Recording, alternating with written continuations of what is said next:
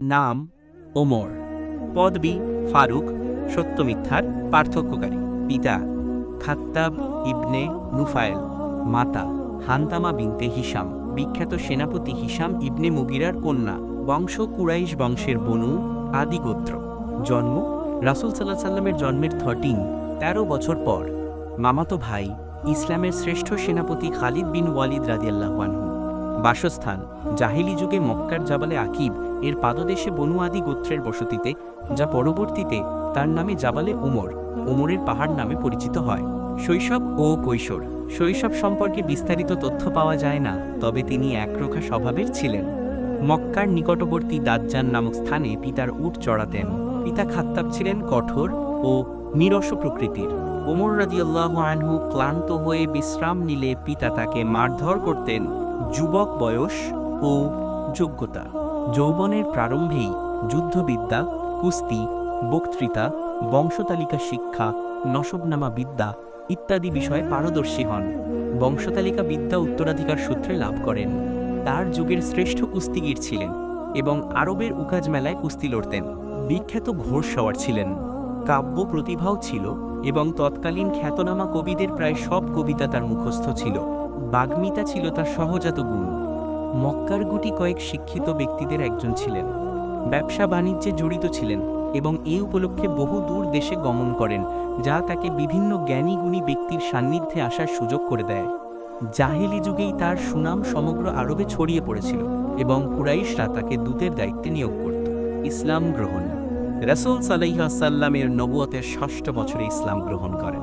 তার চাচাতো ভাই জায়েদ দিনে হানিফের অনুসারী ছিলেন এবং আল্লাহর একত্ববাদে বিশ্বাস করতেন, যা ওমরের পরিবারে আগে থেকেই আলোচিত ছিল। ইসলামের প্রচারের ফলে কুরাইশদের মধ্যে বিভেদ ও অবক্ষয় দেখে ওমর রাদিয়াল্লাহু আনহু শঙ্কিত হন এবং এর জন্য নবী মুহাম্মদ সাল্লাল্লাহু আলাইহি ওয়াসাল্লাম কে দায়ী করেন। একদিন ক্ষিপ্ত হয়ে খোলা তরবারি হাতে নবী সাল্লাল্লাহু আলাইহি ওয়াসাল্লামকে হত্যা করতে রওনা হন। পথিমধ্যে নাঈম ইবনে আব্দুল্লাহ রাদিয়াল্লাহু আনহু এর সাথে দেখা হলে তিনি প্রথমে নিজের বোন ফাতিমা ও ভগ্নিপতি সাঈদ রাদিয়াল্লাহু আনহু এর ইসলাম গ্রহণের সংবাদ দেন।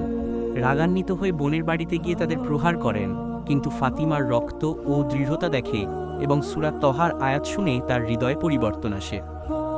তৎক্ষণাৎ রাসূল সাল্লাল্লাহু আলাইহি ওয়াসাল্লামের কাছে দারুল আরকামে গিয়ে ইসলাম গ্রহণ করেন। তার ইসলাম গ্রহণে সাহাবীদের মধ্যে আনন্দের বন্যা বয়ে যায়। ইসলাম গ্রহণের পর ওমরের ইসলাম গ্রহণ ইসলামের ইতিহাসে এক নতুন অধ্যায়ের সূচনা করে। ইসলাম প্রকাশ্য রূপ নেয়। তিনি কুরাইশদের প্রধান আবু জাহেলের, যিনি সম্পর্কে ওমরের আপন মামা ছিলেন, কাছে গিয়ে নিজের ইসলাম গ্রহণের কথা ঘোষণা করেন।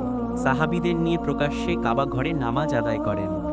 রাসূল সাল্লাল্লাহু আলাইহি ওয়াসাল্লাম তার জিহ্বা ও অন্তঃকরণে আল্লাহ কর্তৃক সত্য স্থায়ী করে দিয়েছেন বলে তাকে ফারুক উপাধিতে ভূষিত করেন। খেলাফত পূর্ব জীবন। হিজরতের সময় তিনি প্রকাশ্যে মদিনার পথে রওনা হন এবং কুরাইশদের চ্যালেঞ্জ করেন।